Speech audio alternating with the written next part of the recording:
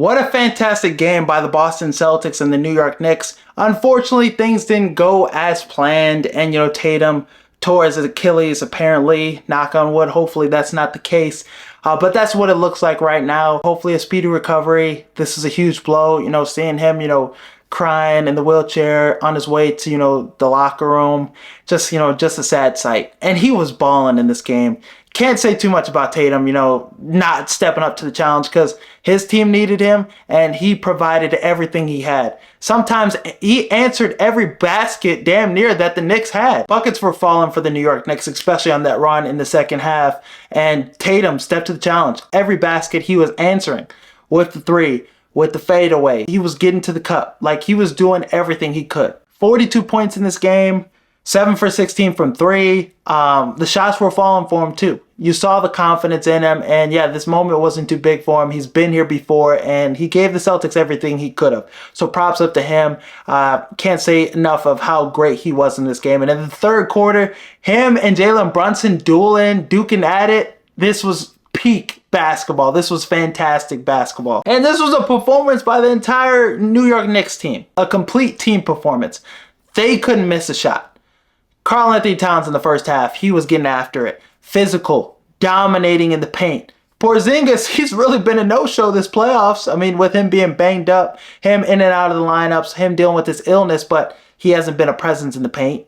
Al Horford, he's 40-something years old. So Karl-Anthony Towns need to be in the paint, need to be a presence, make your presence felt, get rebounds, score, enough of the shooting threes, all that. But he was really aggressive in this game. So I really like what he provided the Knicks, especially defensively too, contesting shots, doing his thing at the rim. Shots were falling for him. Really great performance. But Jalen Brunson obviously led this team. It was his performance that kind of pushed the Knicks back to cutting this lead. 18 points in the third quarter. Phenomenal. And he was frying Derek White's ass. Like, Derek White had no answer for him. The footwork was elite by Jalen Brunson. He was finding a way regardless of who was in front of him. Drew Holiday tried to, take on that matchup in the fourth quarter, but still.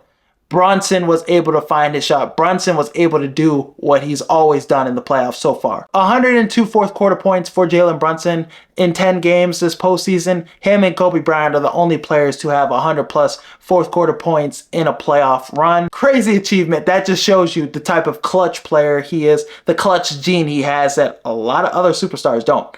Probably one of the best playoff risers still left in the playoffs right now, him and Anthony Edwards. But in my opinion, I think he's a top 5 player in the NBA as a whole. In the East, he's the best player in the East. Honestly, with him being in Dallas, him with Luka, I'd honestly prefer him over Luka. And he's a small guard, but what we've seen from him this playoffs, he's played pretty well defensively. He hasn't really been taken advantage of with mismatches and stuff. Like, he's held his own. And then once it's time offensively, the confidence is there in the fourth quarter, making big shot after big shot, helping the Knicks, cut leads, go on runs.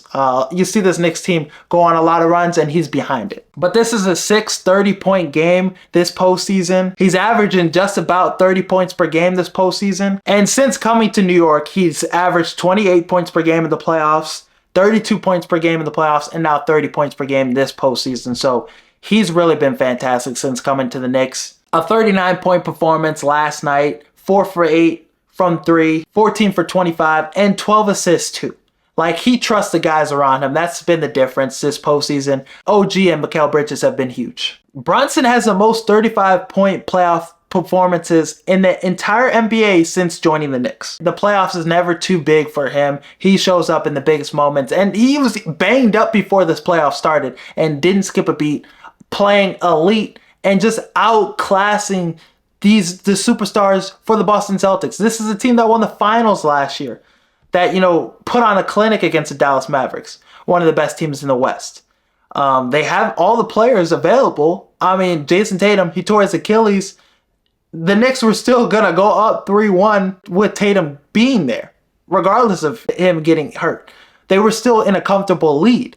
So Brunson, this Knicks team, give them all the credit in the world. They've been amazing. And yeah, Brunson right now, best player in the East, top 5 player in the NBA, and I'd take him over Luka in a heartbeat. I mean, I'd take him over SGA too, because SGA, he's been a no-show and he's been not a superstar level. He's not been an MVP candidate. Jokic too, but Jokic is still, Jokic. I think he still has credibility. He has a championship under his belt too. Giannis too has all the credibility. He was fantastic in that playoff series. So I think though right now, Jalen Brunson, the torch is being passed to him. Back to Mikal Bridges and OG. OG and Mikal, like this is why you made those additions. This is why you brought those guys in, to make big plays and big moments. Mikal Bridges has had 2 winning plays defensively, that game-winning plays. And then offensively, he's giving you some great performances. Last night was an example of that. He had 20 points, 11 for 21 from the field. Efficient as fuck with that mid-range. That shit was in the fourth quarter, especially too. Get into a spot, back it down. Some of these really good defenders on the Boston Celtics, it didn't matter. Got to a spot, that shit was going in. Butter. So yeah, his offensive scoring was huge for the Knicks. It helped them. It helped them really take this game from the Celtics, especially in the fourth. And then defensively too, great. Jalen Brown. The superstars in this series were on the Knicks. Jalen Brown's obviously dealing with his injury. Drew Holiday. Like, the Knicks have taken this series from the Celtics. They've earned it. They've been the better team. They've been the team that's wanted it the most. That's what the series came down to. OG too, like, defensively great, making steals, making stuff happen on that end. And on the other end, just knocking down shots. 4 for 8 from 3 and 20 points. A couple big time plays in the fourth quarter helped take this game away from the Celtics as well. So Karl-Anthony Towns, Mikal Bridges, OG, Josh Hart doing what Josh Hart does, being an elite role player. Yeah, this Knicks team has all the pieces. They're healthy. They're clicking on all cylinders. I don't see why not this Knicks team could win it all. They have everything in place, all the pieces. Tom Thibodeau, he's going to get his respect that he deserves. Jalen Brunson's going to get a statue in New York. He's going to be like Jesus in New York if he wins a championship. It's going to be insanity. It's going to be insanity if he gets a chip. And yeah, that he's going to be in the best player in the NBA kind of conversation. We're going to treat him a lot different than what we treat him now. As that, people want to say he's a foul baiter, always on the ground, always, trying to get to the free throw line merchant. But some of the stuff he was doing this series against the Boston Celtics last night too, frying the hell out of Derek White. Drew Holiday too, didn't matter. He was getting a bucket. Draining threes in their face, FaceTiming them.